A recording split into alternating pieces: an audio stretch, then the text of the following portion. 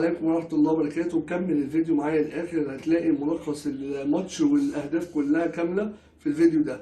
وما تنساش تعمل لنا لايك واشتراك في القناة وفعل زر الجرس دعما حبيبك وأخوك محمد عصام صوصة. السلام عليكم. 1-1 سجل كان محمد حمدي البيراميدز وعاد لغنام محمد في تلك المباراة اللي كانت انتهت 1-1 طبعا على مستوى بطولة الدوري. لعبوا ايضا لقاء في هذا الموسم كان انتهى ايضا في الدوري بهدف لكل فريق. سجل محمد رضا بوبو بركله جزاء وعاد ابراهيم عادل في تلك المباراة التي اقيمت طبعا وكانت شهدت طرد النجم الكبير عبد الله السعيد. مباراة ما بين طموح فيوتشر بقيادة علي ماهر وخقاء الذهاب اللي جمع بين الفريقين. كرة أمامية هنا مروان لكن تغطية دفاعية. المحلة كان سجل هدف والنهارده هو ابراهيم عادل بيشارك وكان طبعا تعادله في اللقاء العودة. اليمين أمامنا مصطفى فتحي قمة التألق عدى مصطفى لكن الدور الدفاعي. شوف هنا بقى القراءة. وهذه المباراة بعد عودته من نادي البنك الأهلي رحل للبنك الأهلي ثم عاد مرة. المهم قوي اللي بينطلق اللاعب الكاميروني جوناثان يلعبها حلوة قوي لبوبو عاملها حلوة قوي للقب كأس الرابطة بعد فوزه على انبي في نصف النهائي والمحلة في المباراة النهائية. مرة ثانية كرة مقطوعة. محمد حمدي الحقيقة اللي قدم مستوى فني مميز قوي اقنع. قال له انا معاك خبرات لاعبي بيراميدز، هل يكون ليها دور ام طموحات لاعبي نادي فيوتشر وبرضه عندهم الزمالك ولعب كذلك مع بيراميدز واعير كان للاتحاد والجونة. ودي امامنا الماضية والصراع على البطاقة ما بين بيراميدز ونادي فيوتشر. الصراع المصري مستوس الانجولي ووصولا بقى الى هذه المجموعة و10 نقاط. على طول راسية خطيرة. هدف اول علي جبر. الكرة عدت امامنا هنا راسية وليد الكارتي لكن تتصلح لعلي جبر. كرة ثابتة يسجل منها علي جبر اول اهداف المباراة من خطأ في كرة ثابتة، خطأ في الرقابة عشان يتقدم فريق نادي بيراميدز باول اهداف المباراة. وهدف يعني الكثير لان في حال فوز بيراميدز هيصل ل 11 نقطة ويتجمد رصيد فيوتشر عند 10 نقاط.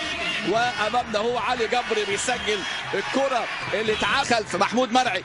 كرة أمامية مرعي من أبناء وادي دجلة. مرعي على طول كرة أمامية في اتجاه أنا أعتقد هيكون فيها أهداف كثيرة. أنا متوقع أن المباراة دي يكون فيها أهداف كثيرة في هذا الموسم. لقاء 1-1 في هذه المسابقة ولقاء 1-1 في الدوري ومحمد حمدي حاطط قنبلة. حرك له حلو قوي يا ولد يا لعيب. صفا فتحي شركة 34 دقيقة أمام ملاوي. يا ولد الحقيقة اللي بيقدموا مستويات رائعة في هذا الموسم. تسديده لكن طمع فيها وبص شماله حكايه وعاد ليشارك دوليا بعد تألقه مع بيراميدز. قلت حضراتكم دخل مكان الى عبد الكبير الوادي لعبها في الجنب اليمين الى باسم علي. هجمه خطيره لكن ارتداد لعب الكابتن علي ماهر في مواجهه جايمي بانشيكو. مرتدات بيراميدز خطيره. عبد الله يا لعيب. عبد الله الفرق المصريه ان شاء الله فيما هو قادم سواء لبيراميدز او فيوتشر او النادي الاهلي ان شاء الله فيما هو قادم. والمره دي باسم علي تحركات باسم عرضيه المره دي تصل كره الى جوناثان ممكن التعادل ولكن الثانيه في اللقاء. نادي فيوتشر بيلعب ركنيه عاليه تردد احمد الشناوي في الخن جانب محمد الشيبي بدا يشتغل. بص باسم علي بيلعبها كتير يلمسها الوادي تصل لجوناثان والغايب لفتره لكن بيعود بعد غياب 5 مباريات. ادي كره مقطوعه فيوتشر خطير لكن المره دي اسكو ديكارا لما دخل كان بديل مكان محمود رزق. ادي استلام ابراهيم عادل هدف جديد والقائمه الاماميه. محمد حمدي انطلاقه في المساحات في ظهر باسم علي يلعب كره لكن قصيره المره دي وجاي في هذه البطوله 4 مرات بديل وسجل في الدوري في المحله وفيوتشر وسجل مرتين ملاوي لكن لم يشارك. امامنا على طول الكرات العاليه. ادي امامنا الكارتي يرجعها داخل الملعب انها على يمين جنش. قصه هدف اللقاء الوحيد. جوناثان خطير ملفوفه حلوه قوي لكن يا ولد ردة فعل فيوتشر خايفين من الاندفاع لكن هجمات بيراميدز خطيره. ودي حلوه قوي على الطايل وتفوق. ودي امامنا انطلاقات جوناثان خطير. جوناثان مروان صلاح حلو قوي البوبو لكن ترتطم في الوقت المتبقي من المباراه. ادي انطلاقه ناصر ماهر الى محمد رضا بوبو لكن علي جبر بقى بخبرات المساحات لكن قصيره على مصطفى. رد الكره خطيره محاوله محمد رضا بوبو يا ولد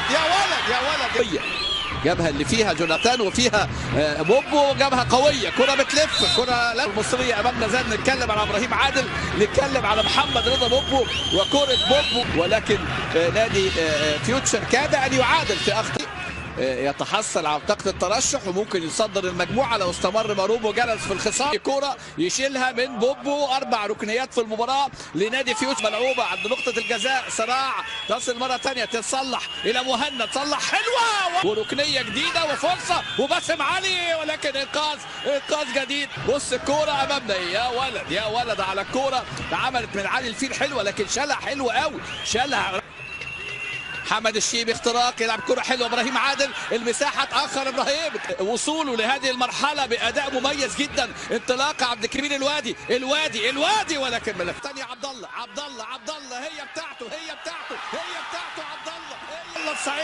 عبد الله السعيد خدها عبد الله واتكل على الله وحط هدف، هو هدفه رقم 14 على فكره في بطولات الكونفدراليه الافريقيه، 14 هدف بالوان الاسماعيلي والاهلي وبيراميدز، ولكن يعد اغلى اهداف عبد الله السعيد اللي وضع هذه الكره، واللي كان سجل في مرمى نيجلك من النيجر وسجل ايضا في مرمى الجيش الملكي عشان يصعب الامور تماما. هي كره القدم كده. علي ماهر طبعا يقول لك ايه ده، بوبو حاطط كره راسيه شالها الشناوي، ومهند حاطط كره مكانها الشباك، لكن شوف رمضان والخبرات، شوف عبد الله والمراوغه، ودخل بقى في المكان الخالي بعد خروج غنام في هذه المساحه. ذكاء وخبرات لاعبي بيراميدز هي اللي بتدفع يعني فاتوره هذه المباراه. لاعبي بيراميدز اكثر خبره، لاعبي فيوتشر لاعبين مميزين وبيأدوا اداء مميز، وكان قريبين دخول احمد رفعت وفعاليه ونشاط، لكن من هجمه استغلوها ببراعه. وادي امامنا هنا رمضان، لكن يا على طول الكره ملعوبه، مدرب الزمالك السابق وايضا شباب السعودي، وادي هدف جديد قادم. ردة فعل عاليه قوي يا جدش.